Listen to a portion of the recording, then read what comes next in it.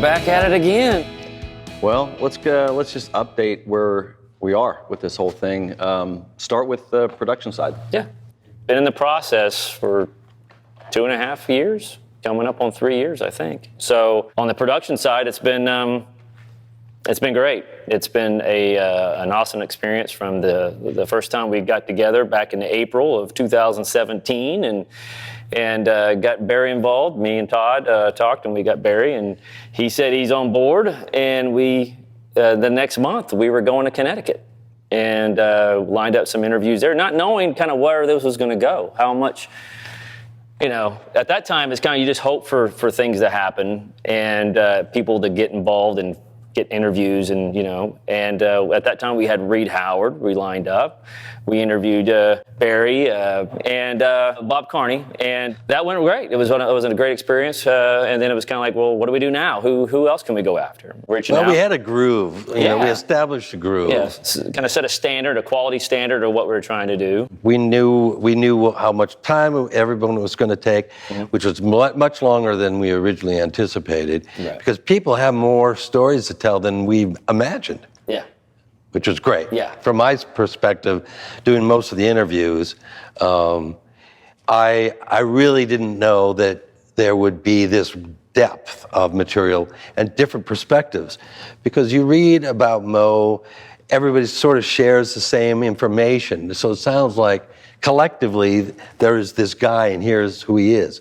That's not how it turned out. We have 47 so far, different interviews, with 47 different takes on Moe, his life, his swing, every aspect of it. And it's very rich, much more ambitious than, as I said, I didn't imagine we'd be at it this long, and still we have a ways to go. But we can't stop. It's too good. No, it's getting its wheels going and it's moving. Yeah. I think one of the things that has been fun for me to kind of see is the how much love people have for Moe and this whole thing. People were so close to him. He might not even have known that, how close people are, how much they cared about him and things like that. And we've seen so much of that. The Henry Brunton interview is a classic example of that.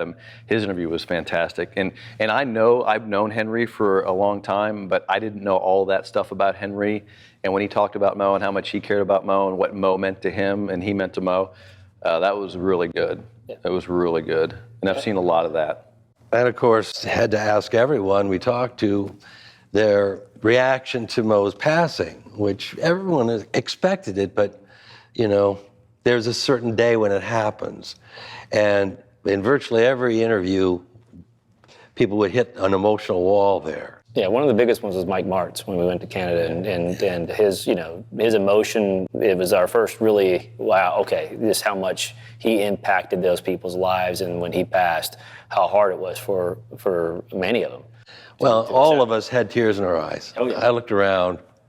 It was unavoidable. An emotional moment. Yeah. And then you have Kelly Murray, who I don't think anybody does a better interview. Oh yeah, he was quite a character. I don't think anybody Kelly can do Moe Norman. Yeah, I think he does Moe better than Moe did Moe. He's fantastic. It was he was definitely entertaining just to watch. His and getting all into the Moe talks. He's fantastic. His facial expressions he got it down. And Lauren Rubenstein, who grew up across the street from, was it de Havilland? What was the name of that not sure. golf course where Moe?